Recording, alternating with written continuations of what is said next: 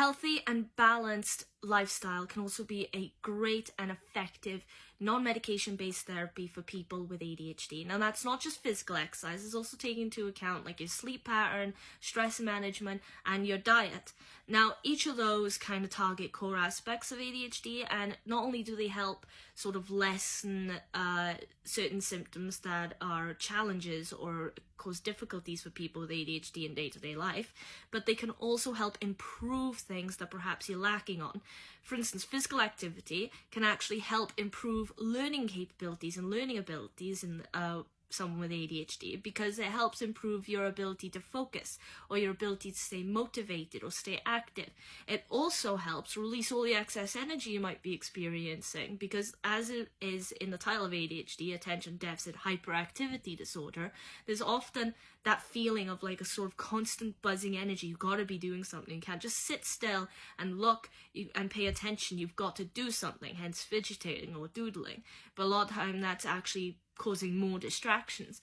But if you have a routine physical exercise of sorts, whether you go to the gym or you go for a run every day, or even if you're just in your house and you decide, right, I'm going to do 10 jumping jacks, even little things like that, it just helps improve your mood, your mental state, your stress management, because you feel like you've achieved something, but then it also helps your ability to focus and therefore your ability to learn. So if you're a teenager or you're a student, it can be especially effective.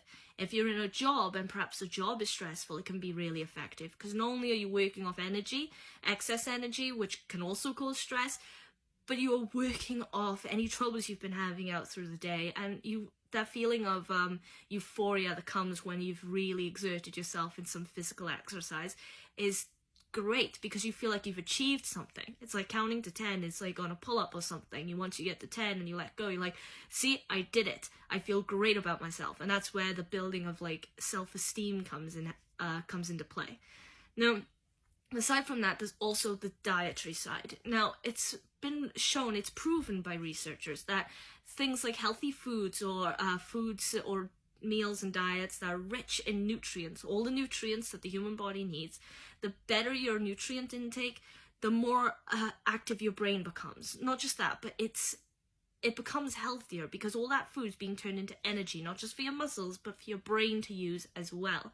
And if you eat too many unhealthy foods, or rather processed foods like sugary drinks and such things, then that's actually causing more damage to your ADHD brain, because it's, instead of improving areas that need to be improved, it's actually kind of holding you back. It's a very scientific side of things, especially when it comes to how the brain uses this dietary system. But it's like I said, it's mainly if you eat healthy or you eat right. And that doesn't mean that you have to be like forego snacks in general, because let's be honest, everybody likes and craves every now and then like a chocolate biscuit or a tub of ice cream, whatever it is that you crave as a snack. Allow yourself that, because that feels good. But as long as the majority of your diet is healthy and taking care of you, and you're just making sure your body gets what it needs, it'll take care of you right back. And your difficulties like your inattention, again, your hyperactivity, will get affected by that diet in a good way, in a positive way. And dopamine levels are very low most of the time, most of the time in people with ADHD. But both physical exercise and a healthy diet can help trigger neurotransmitters in the brain to release dopamine faster or more often, which kind of starts to build it up to a more level ground. It'll go down again, because that's how your brain works. But as long as you keep this routine, you're never going to feel low, particularly low. It's going to take something significant to make you feel that way.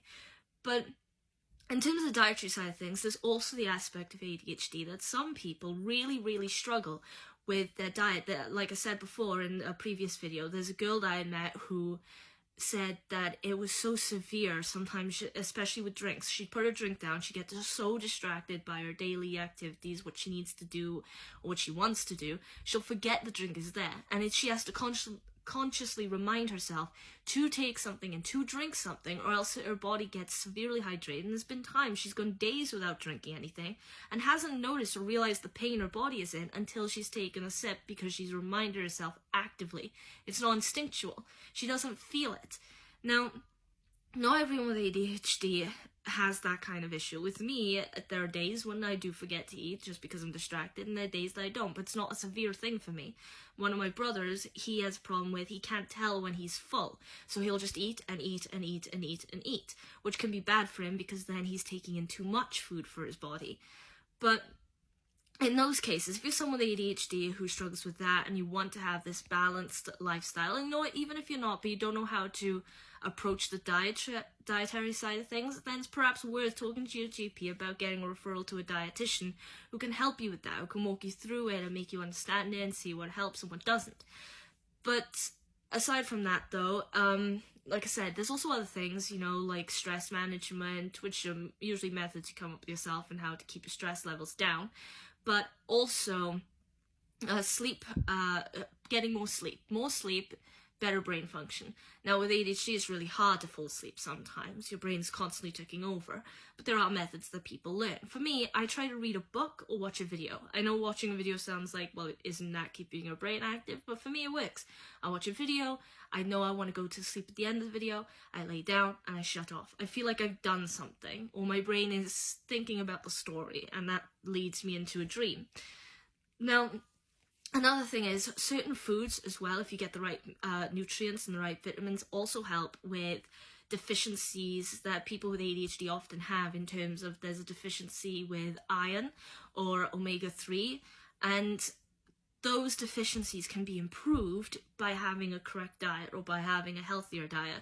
Now, for me personally, I am trying to work on the lifestyle thing, just because for me it's hard to put routines into place. It's not going to happen overnight, but I am trying really hard to put it into place because I want to, well, I was going to say I want to feel good about myself, but it's not so much that. It's like, I want to give it a go. I want to see where it leads and how well it affects me in a positive sense, and how I notice my brain functions changing when I go about my daily tasks. And maybe I'll do some videos about that as the process goes on. But anyway, I'll leave it here for today. So lifestyle. Now, if you liked the video, then please leave a like or follow me on TikTok. If you have any questions or requests for future videos, please put that in the comments section. Also, thoughts and opinions, more than welcome. And besides that, subscribe to the YouTube channel if you're interested, or repost the video, because as I've said before, not only does it help motivate me or helps me stay motivated, but it also raises awareness for ADHD and autism, and especially if you live in the UK, with things that are going on now in terms of disability allowances, I think that's more important than ever, honestly, before the country goes to all hell. So, having said that, I hope you liked the video. I hope to see you in the next one. Until then, have a great day, great night, wherever you are, great life, and that's it. Till then, bye!